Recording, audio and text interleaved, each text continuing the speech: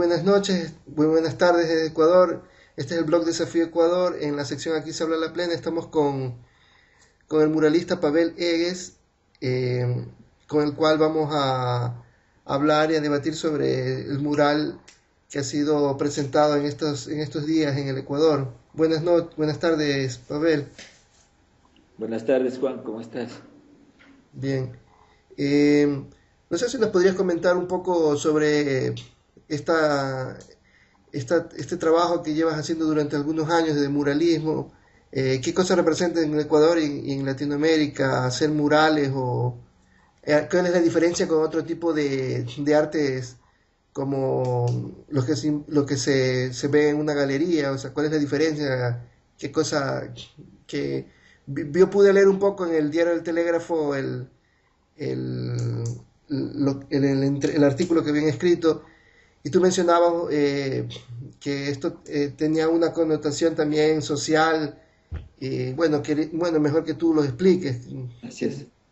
Mira, Juan, bueno, ustedes saben que el gran muralismo latinoamericano tiene una raíz profunda, honda en la historia de América Latina y en esta relación del arte con la sociedad. Este arte que de alguna manera está vinculado a temas importantes en su coyuntura. Cuando nació el muralismo mexicano, tenemos grandes nombres como Diego Rivera, Siqueiros, Orozco, que estuvieron además muy vinculados a la lucha política, social, de lo que se realizaba en México en los años 30, 40 y del siglo anterior. Pero de alguna manera este inicio de la pintura social en América Latina tiene esta raíz, es decir, recuerden ustedes que América Latina tuvo varios siglos de colonialismo y su arte, su cultura de alguna manera estaba ligada también a esta impronta histórica, es decir, las influencias artísticas venían generalmente de las colonias, a las colonias venían de las grandes metrópolis y el arte en América Latina tenía una fuerte raíz española, cristiana. Hubo muchos siglos donde los personajes de la pintura eran representaciones más bien religiosas, hasta que en principios del siglo XX se desarrolla estas luchas sociales con la primera revolución social que se da en América Latina, que es la Revolución Mexicana de 1910, y esta Revolución Mexicana genera un Estado, una construcción de un Estado nacional, ¿no? Y estos estados nacionales empiezan a preocuparse por las identidades. Y desde ahí el arte y la pintura recoge elementos, personajes de ya no de lo que era la influencia europea, sino que empiezan a aparecer en la pintura de estos grandes muralistas personajes históricos, personajes populares, personajes de la realidad política y social. Este gran muralismo tiene una influencia enorme en América Latina, en toda América Latina, y obviamente al Ecuador también nos llega esta influencia a través de grandes artistas como Camilo Egas, Galo Galesio, Eduardo Kigman y Osvaldo Guayasamín, que además visita México en esos años, conoce a José Clemente Orozco y de alguna manera esta pintura social empieza a ser de alguna manera trabajada por distintos autores, con distintas visiones, obviamente, ¿no? Y este gran muralismo de alguna manera logra una independencia estética frente al siglo anterior que estaba muy marcado por esta raíz colonial del arte latinoamericano. Entiendo. Podemos decir que a diferencia de otros tipos de representaciones artísticas, es es un arte que no se encuentra encerrado en una galería. Así es, esa es una gran connotación la que tú señalas, porque el muralismo precisamente se hace para dialogar con el espacio público y con los habitantes de ese espacio público, que son los comunes, los ciudadanos que transitan por una ciudad, es decir, donde el arte surge como una necesidad de que no esté encerrado en colecciones particulares o en museos donde se había desarrollado este tipo de arte. El sacar al espacio público, pero además no solo que exista en el espacio público, sino que las temáticas, los mensajes pictóricos que se plantea este gran muralismo son temas de interés también público, de interés social. No son solo decoraciones en el espacio arquitectónico, sino que este gran muralismo trabaja sobre temas que a los ciudadanos les interesen. Por esto esta relación del arte social con el momento, con la época que se va realizando esta gran pintura. ¿Nos puedes hablar sobre el mural que acabas Claro que sí. de realizar?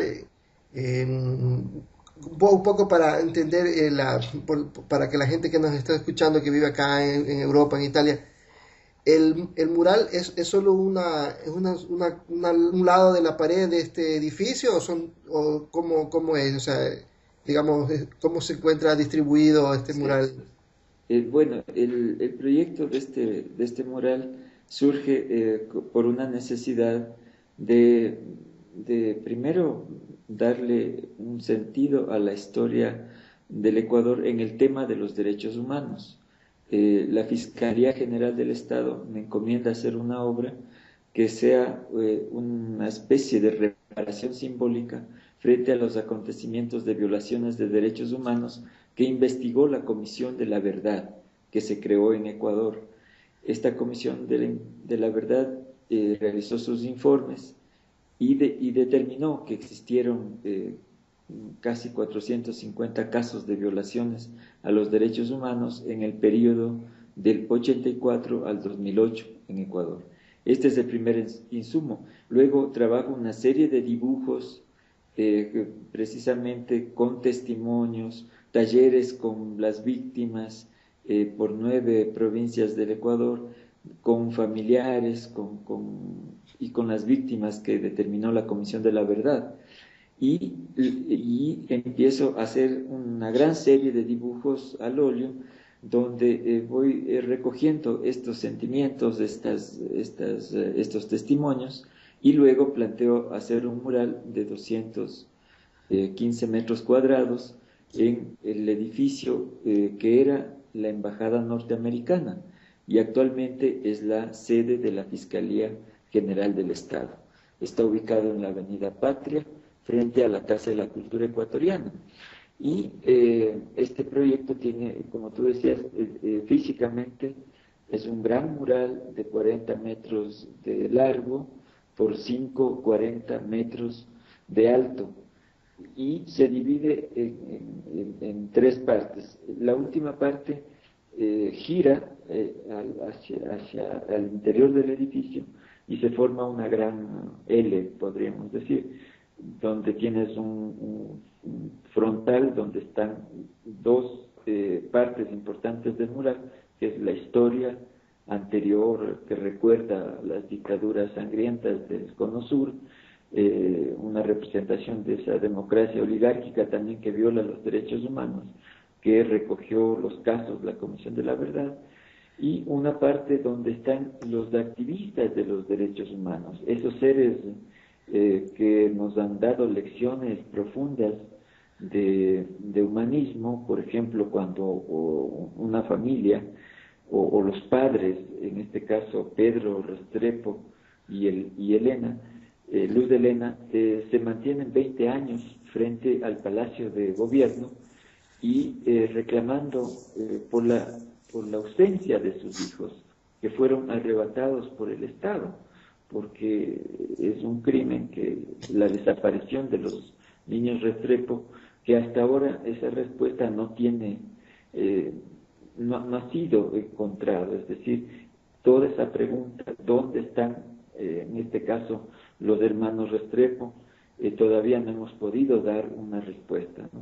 Entonces, a este activismo que también surge en América Latina, las madres de la Plaza de Mayo, las abuelas de la Plaza de Mayo. Cuando estoy trabajando el mural, precisamente aparece uno de los nietos, el 114, de Estela de Carlotto, y yo lo incorporo también como este elemento al mural.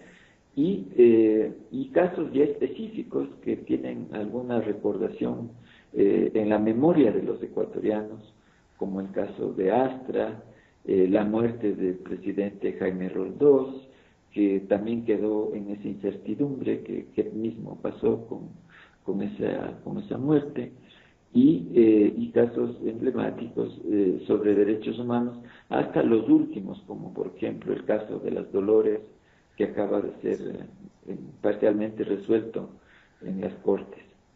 Entonces, la masacre de Astra también está representada en tu mural. Sí, recojo algunos casos que la historia también no puede olvidar, ¿no? Está, por ejemplo, la muerte del dirigente estudiantil Milton Reyes, ¿no?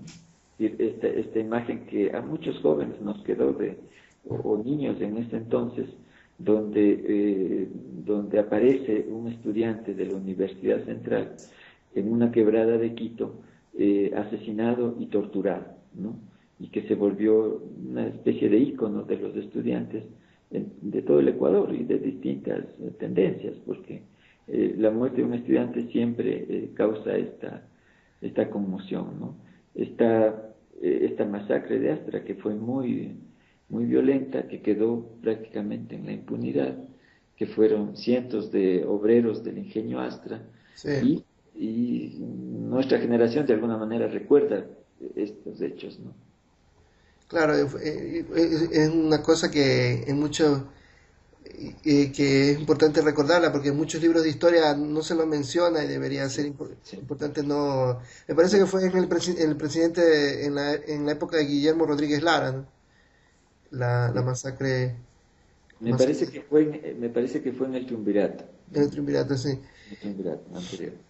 Eh, el último tema para terminar.